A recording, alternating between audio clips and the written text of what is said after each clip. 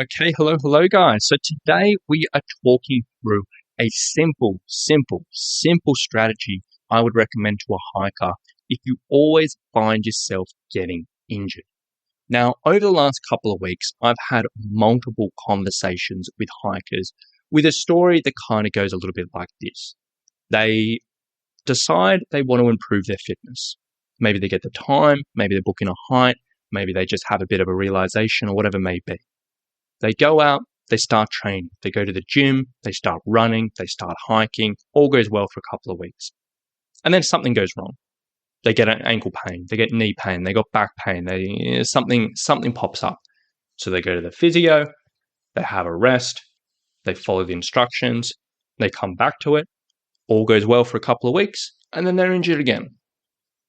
And it's just this repeating cycle. Train, injury, physio, rest, train, injury, physio, rest. And this goes on for months, for years, and even a couple of people have been for decades. And just this constant battle with injury popping up and popping up. And one recurring theme that I often hear from people here, like I'm not going to be going into specific ideas around injury prevention today. This is more an overarching principle, which is super relevant for a lot of people. But one of the common themes I hear from people in this situation is their approach to exercise and their approach to training is very random, in the sense that they'll sort of go to the gym and they'll just do a random workout. They might do a random exercise class. They might go do a few weights. They may do some intervals on a treadmill or whatever it may be. Or they'll go outdoors and they'll just go for a run. Or they'll go for a cycle. Or they'll go on a hike and they'll just do random hikes or whatever it may be.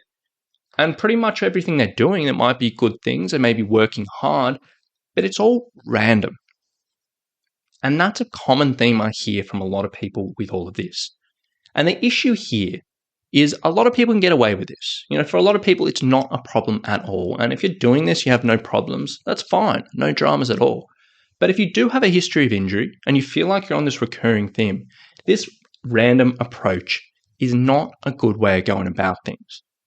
Purely for the fact that one of the biggest risk factors when it comes to injury or pain or overuse injuries, whatever it may be, is just doing too much of something that your body's not used to.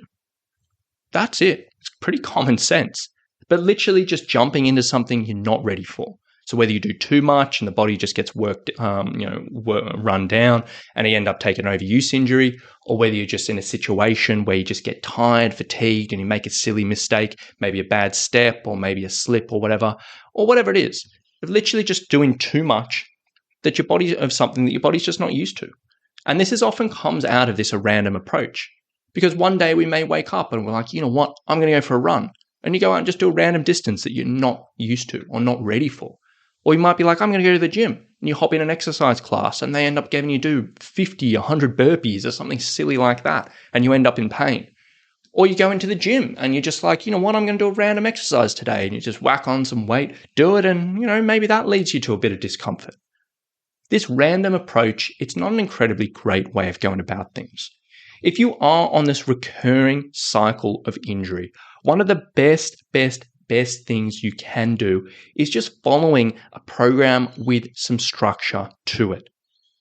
Now, this doesn't have to be this absolutely complicated thing. It doesn't have to be a specialist training for hiking program, as much as I advocate for that. It doesn't have to be something that's absolutely crazy or expensive or whatever it may be. But as long as it has structure to it and is built in a way which will sort of control what you're doing week to week. And it'll give you sessions to follow, which will slowly, step by step, build up and get a little bit more difficult.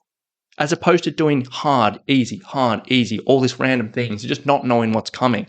Just having a clear structure, a clear plan that progresses over time and that you stick to.